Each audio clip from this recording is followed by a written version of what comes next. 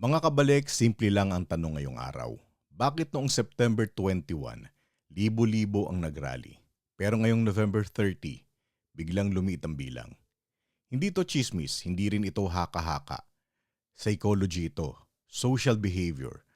At kung gusto nating magbago ang bansa, kailangan natin intindihin ang ugat.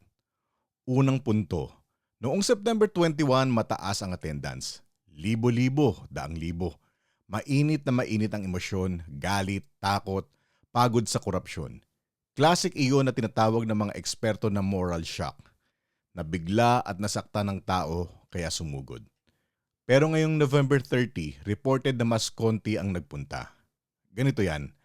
Ang tao kahit gaano kagalit sa simula, napapagod ang emosyon. Ang tawag dito, emotion fatigue. Kapag tumagal ang issue, bumababa ang intensity. Nakakasanayan, nagiging background noise. Ganito rin ang nangyari sa maraming social movement sa buong mundo. Pangalawa, narcotizing dysfunction. Ibig sabihin, na-overload ang tao sa balita. Araw-araw may iskandalo, araw-araw may korupsyon, araw-araw may issue. Resulta, aware tayo pero hindi na tayo kumikilos. Parang numb, parang manhid. Alam na lang pero wala ng energy para makisama.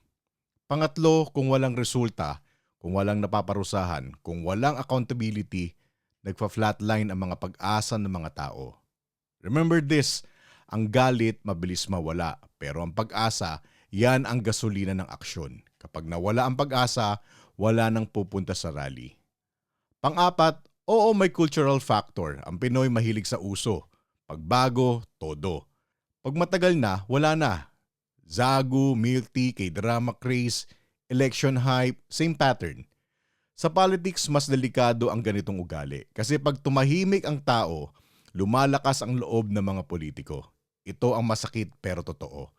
Hindi dahil sikat sila, hindi dahil magaling sila, kundi dahil alam nila mabilis mawala ng interes ang publiko. Sa Japan, kapag may iskandalo, may resignation, may harakiri, may hiya. Sa Pilipinas, wala. Bakit? Kasi sa sistema natin, shame has no consequence.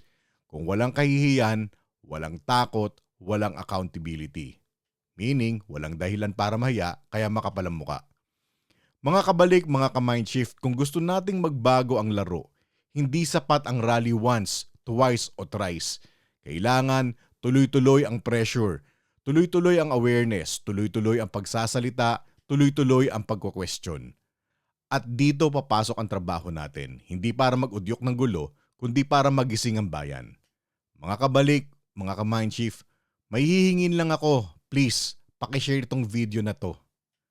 Napapansin ko kasi kapag tungkol sa komedya, kalokohan, patawa, pa-sexy content, grabe ang reach. Hindi ako against doon, tao tayo, kailangan natin ng tawa, kailangan natin ng dopamine, normal yun.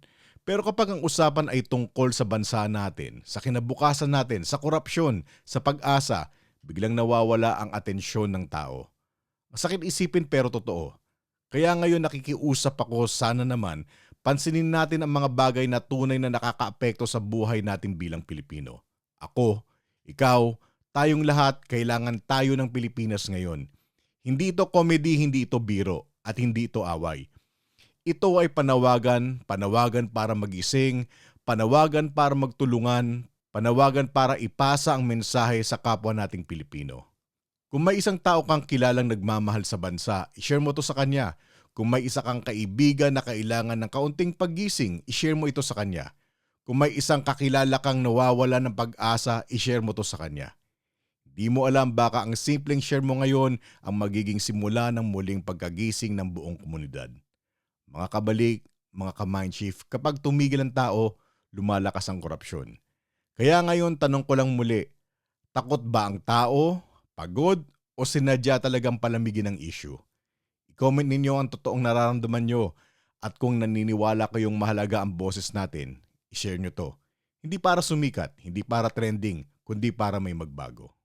Truth in motion, minds aligned across park paths, social streams in time. Stories that matter.